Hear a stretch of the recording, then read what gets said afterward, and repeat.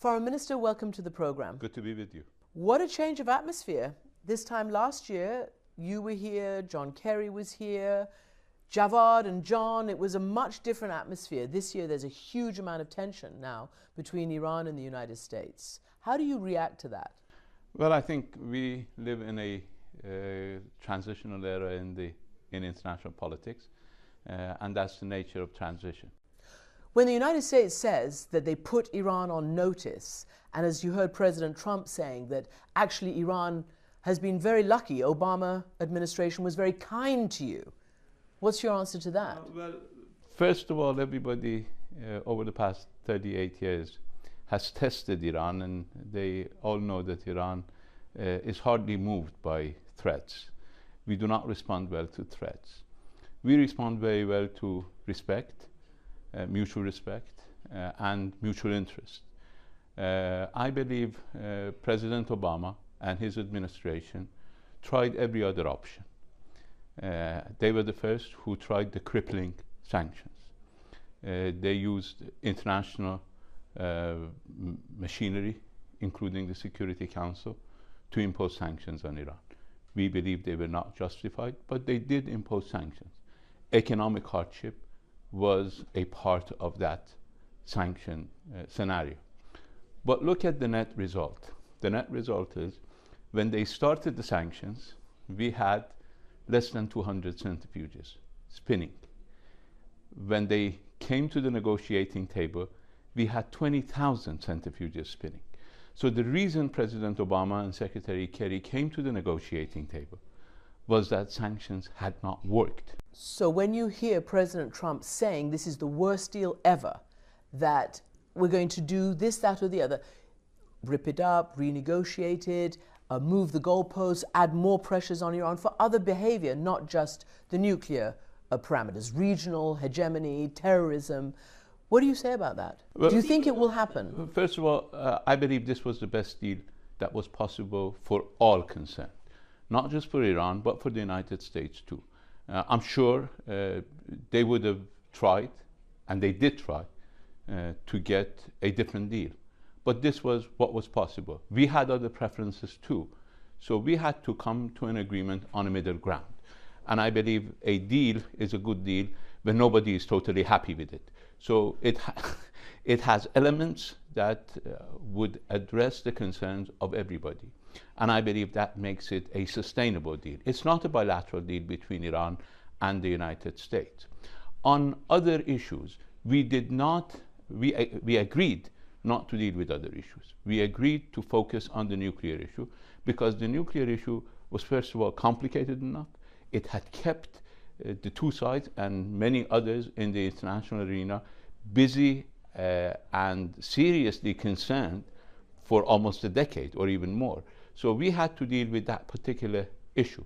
We had said publicly, the leader had said publicly that if we see the United States respecting its side of the bargain, which unfortunately wasn't the case fully, that we would engage in other areas. So we started with the nuclear deal. We kept our focus very clearly on that particular problem, which was of concern to the international community. So again, what do you think, sitting in Tehran, do you believe the Trump administration will try somehow to change the deal? What have you heard from your interlocutors? You say it's not a bilateral deal. So what have you heard from European ministers who've spoken to the Trump administration? What have you heard from Russia? Do they plan to keep the deal, or do you feel it's going to be divide and rip it up, divide and conquer? I believe everybody, including experts in the United States, know that this is the best deal that was possible. Particularly in Europe. Europe played an important role in getting to the deal, and we've heard every representative of European countries, UK, France, Germany, the European Union, others, making the same statement that this deal is not open for renegotiation. We've heard Russia and China making the same statement. And I believe there is an international consensus that this was a good deal, is a good deal, and probably there can't be a better deal. And it's not possible to renegotiate a deal that took us more than 2 years to negotiate. And before the negotiations started, it took us 10 years of grandstanding, of threats and sanctions and all sorts of other means of coercion. It was a triumph of diplomacy over coercion because coercion doesn't work anymore.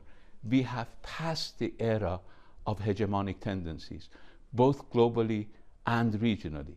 So we need to find ways of getting to possible middle ground where everybody can live with an outcome.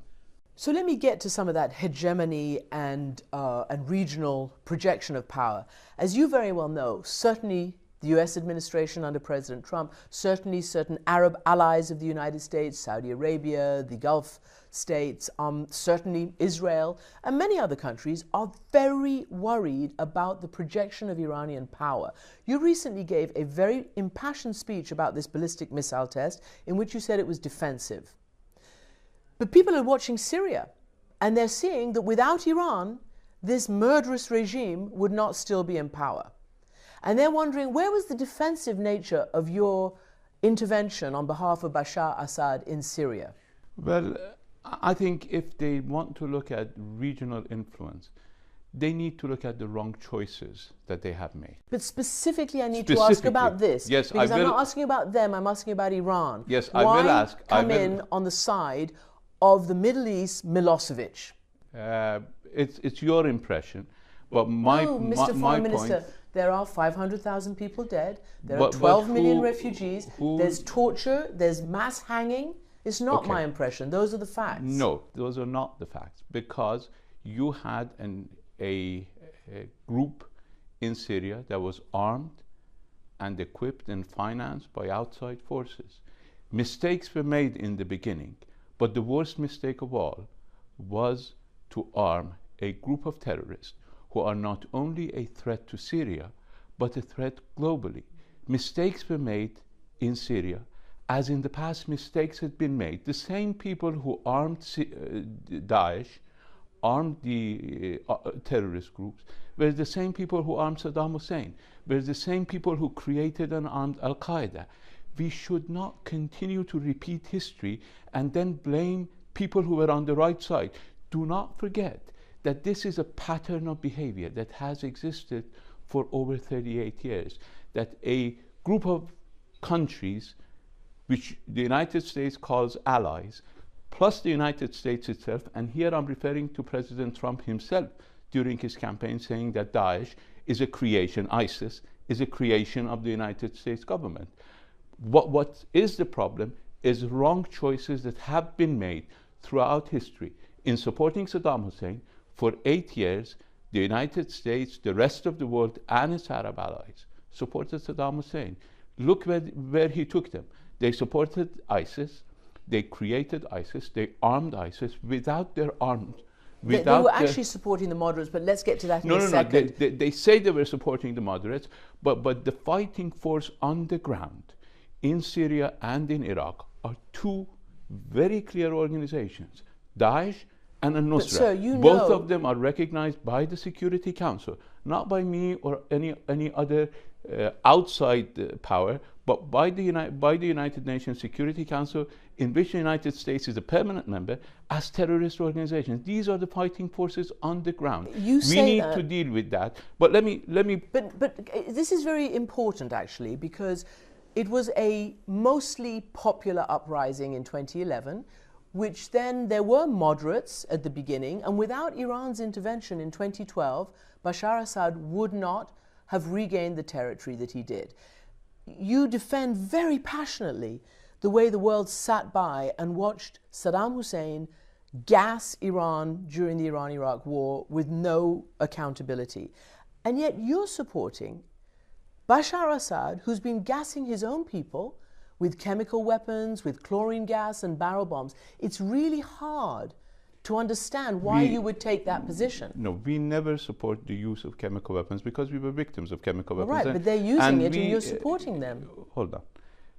We made a very clear stand against the use of chemical weapons. We were instrumental in getting the international agreement on the removal of chemical weapons from Syria. Unfortunately, that international agreement lacks a very serious element, and that is to remove chemical weapons from the stockpiles of ISIS and al-Nusra, who have now been confirmed, even by the United States, as having used chemical weapons against Syrians. So we are dealing with a very difficult situation. Unfortunately, we have found ourselves in a situation where the choice was to allow Daesh and Nusra to gain, instead of being organizations, to be a state, or to be two states. We came to the assistance. This is Iran's policy. We don't pick and choose. We came to the assistance of the Kurds when ISIS was just about to take over Erbil. If you want, Mr. Barzani is here, you can ask him that immediately upon his request that Erbil was under the threat of being taken over by ISIS, Iran rushed to his assistance. Nobody else came to assist him. When Baghdad was being targeted by Daesh, we went to their assistance. When Syrian government was being targeted by Daesh, we went to their assistance. This is a consistent policy. People are making the wrong choices in supporting terrorism, believing mistakenly that they can have terrorists and their adversaries fight each other in a specific domain. They do not understand that in a globalized world, you cannot contain threats to one particular locality. You see that now Syria has become the training ground for terrorists, for suicide bombers who are creating havoc in Paris to New York to Los Angeles, everywhere. Let me pick that up then. Why then has your ally and Bashar Assad's ally, Russia, failed to attack ISIS? Every intelligence report, every military report confirms that the majority of their strikes have been against the opponents of Bashar Assad and not against ISIS. And, well, yes, why? I mean, why is that? You see, the operation in Palmyra was an operation against Daesh, although it was not strategically sound operation, but nevertheless, there was an operation against Daesh, took over the city. There were operations elsewhere against Daesh. And they came storming back. There are operations because it was not a strategically sound operation. But the point Russia was strategically going after ISIS? All intelligence in Europe, NATO, and elsewhere says not. Well, unfortunately, Europe, NATO, and elsewhere have not done much of a job in fighting ISIS. Those who have prevented ISIS from taking territory in Iraq are not NATO and Europeans and the United States. It was Iran who came to the assistance of the Iraqi forces. It was the Iraqi forces who were able to defeat Daesh in Iraq with assistance coming from Iran, not with assistance coming from elsewhere. And it will continue. We have a very serious policy. We believe that everybody should come together to fight these terrorist organizations. And we believe that is in the interest of everybody, and I'm insisting everybody, to come to fight them. Nobody should believe that they can gain, even on a short-term basis, from supporting these terrorist organizations. Unfortunately, as I said, because of short-sighted calculations, they have come to aid groups or countries or states, including Saddam Hussein, who have, at the end of the day, turned against them. You cannot find a moment in history where Iran supported either Daesh, Taliban, Al-Qaeda, or al-Nusra.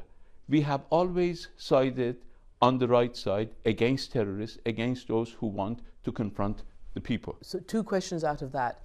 You said you support anybody who wants to come to fight ISIS. There is word in the United States that President Trump may commit ground forces to Syria to fight ISIS, and that is his mission. He wants to destroy ISIS. Would you support that?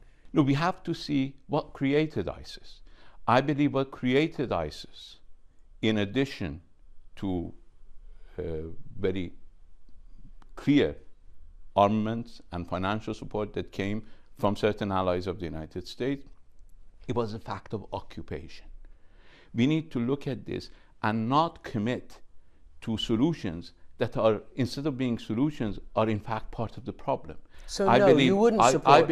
I believe the presence of foreign troops in an Arab territory against the wish of the government and the people of those territories is in and of itself a recipe for these demagogues, these extremists, to rally behind and to gain new support and to recruit new fighters who are disenfranchised youth, who have been deprived of their dignity because of certain policies that have been followed. So we need to look at this from a comprehensive approach.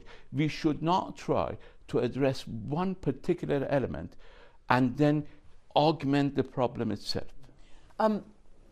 You know, because you know the region, that it was Bashar Assad who nurtured the Al-Qaeda types who came from Iraq, back and forth, in and out.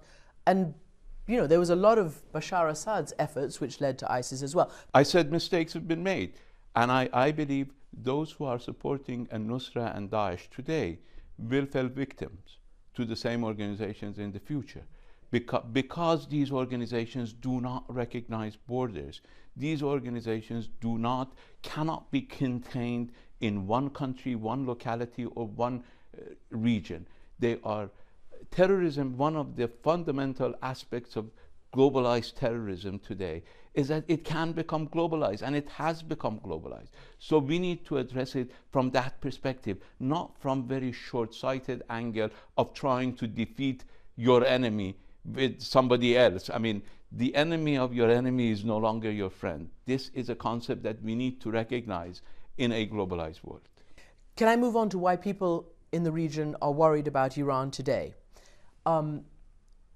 Hezbollah, which Iran supports, also came into Syria and has now had a unique experience, a foreign war where it has shown great fighting ability. And of course, that worries Israel, combined with the fact that Prime Minister Netanyahu, standing next to President Trump, said that, yes, Iran says its missiles are defensive, but on them are written, we must destroy Israel. I mean, they're right to be worried, right, of Hezbollah and Iranian intentions? Yeah, Hezbollah is a part of Lebanese government, a part of Lebanese society. But it's a fighting force. It is a fighting force that has defended its territory. It has never committed an act of aggression against others. It's come into Syria. It came to Syria on the request of the Syrian government to prevent these extremist forces from infiltrating into Lebanon, which would be a threat against all of us. Why don't we understand the fact that if Lebanon were to be infiltrated by these terrorist extremist groups, it would be a threat against everybody? And on the second part of your question, we have made the announcement publicly, including the general who was presiding over the testing of the missile, has made an announcement that these missiles are for defense only. We will never use them except in self-defense. But they say your policy is to destroy Israel. I challenge anybody who's making accusations against Iran, who's complaining against Iran, simply to make a simple statement. This is not anything outlandish. The fact is that we have a UN charter which calls for nobody threatening to use force against others. Simply make that statement that we will never use our weapons except in self-defense. We will make that statement at every level. We have never used our weapons except in self-defense. For 250 years, we have never invaded any country. But anybody who dared to invade us, even when the international community, the entire world was behind them, just like Saddam Hussein, we showed them that they cannot defeat the resistance of our people. We will resist aggression. We need means to defend ourselves. We spend a fraction of everybody in the region on defense. Our defense expenditures are a fraction of the defense expenditures of countries who are a fraction of our size or population or our territory. But nevertheless, we spend less than them on defense, and we believe we are entitled, particularly with the very disastrous history of the international community coming to the aid of the aggressor rather than the victims of aggression, that we have the means of defending ourselves. But we've made it clear, we make it clear again, that we'll never use these weapons except for self-defense, not against anybody. Why do they have destroy Israel on them when they get fired off? Well, they make statements every day that they want to destroy Iran. They make statements. You've heard the statement, I'm sure you've heard the statement that all options are on the table. You know what that means? All options are on the table means that they are threatening on a daily basis to use force against Iran. We've never made that threat at any level of government or Iranian system against anybody. President Rouhani was in Kuwait and Oman recently, and he's just said that he's calling and urging a ceasefire in Yemen. Can you give us some information about that and to tamp down tensions with Saudi Arabia? Actually, we started asking for a ceasefire in Yemen almost the day the Yemeni crisis started. Even before it started, I sent a message to the late foreign minister of Saudi Arabia that we are prepared to work with you in order to prevent a crisis in Yemen. We still are prepared to work with everybody in our region to stop the fighting in Yemen, as we did over the past 2 years. Iran put out a plan to end the fighting in Syria.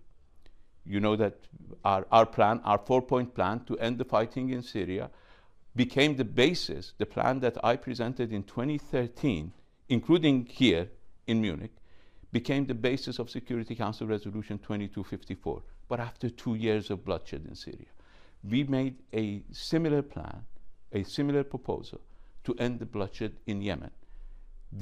Almost immediately after the fighting escalated in Yemen, we continue to believe that all countries in the region, Iran and Saudi Arabia included, have a stake in making sure that these conflicts come to an end, because in Yemen, as in Syria, as in Bahrain, as in elsewhere, there's only one solution, and that is a political solution, an inclusive political solution that brings everybody to the governance so that all the people can govern themselves rather than continue the fighting. We are prepared to work with anybody in the region who is prepared to work with us in order to put an end to these fightings, and we will use whatever influence, as we have in the past. You see that now, with the work of Iran, Russia, and Turkey, we have a ceasefire that is standing in Syria, that has been the longest ceasefire on the ground in Syria. Of course, there are violations, of course, on both sides. I mean, they just bombed Daraa while I was near the border. Well, the fighting has escalated in Daraa, unfortunately, and the groups are fighting each other, particularly in Daraa. There is a lot of fighting, unfortunately, between the armed groups since the Astana ceasefire. So we will continue to try. We believe that we have a successful outcome in Syria. I believe with the necessary approach, we can have a successful outcome in Yemen. Do you think that will... I don't think the opposition is coming to Astana, are they? They were in Astana. They were, and is it leading to a Geneva talks? Well, I believe what is important is to make sure that the ceasefire is there, is consolidated, and hopefully expanded. And then to make sure that the roads are open for humanitarian assistance and for the Syrian people to be able to go back and forth, as we agreed in the first meeting in Moscow between Iran, Turkey, and Russia, to allow the Syrian people to see some benefits of this cessation of hostilities. Now, it is important for the United Nations to be able to continue its work, and we have always supported the work of the United Nations, and we will continue to support the work of the United Nations. A last question. In response to a lot of what's coming from the Trump administration, the Supreme Leader said, you know, we want to thank Mr. Trump for finally showing the true face of the United States. And it seems like, you know, tensions inside Iran, you know, the death to America chance, all those things that seem to be easing off after the nuclear deal have come to the fore. How would you describe the mood inside the country? Where do you think this is going to lead? Well, the U.S. policy, at least declared policy, was that they respected the Iranian people and had differences with the Iranian government. Now, the current administration unfortunately decided to insult the entire Iranian nation, who compose a large segment of Iranian migrants, people of Iranian origin, people who are studying in the United States. Well, you're talking about the ban, of course. The ban. And that was an affront to the entire nation, who has not committed one single act of terror. You cannot find any Iranian who has committed a single act of terror against Americans in any of these atrocities that have taken place. Iran has always condemned every single terrorist incident in the United States since 9/11. And for the current administration to come and pick Iranians of all people, who are a very successful group in the United States, the most educated, according to statistics, the most educated, the most successful in business in the Silicon Valley, elsewhere in the United States, are Iranian migrants. And to insult them was in fact to show that that policy, or stated policy, of differentiating was not accurate. That statement was false, and that created the reaction of the Iranian people. And you saw that reaction. As I said, Iran does not respond well to threats. Threats and insult unify the Iranian people, bring them out in support of their country. And we saw that on Revolution Day. The numbers, as CNN and others reported, are unprecedented in the past several years. That shows how the Iranians react to insult. But the same people react very well to respect. Foreign Minister, thank you very much indeed for joining me. Good to be with you.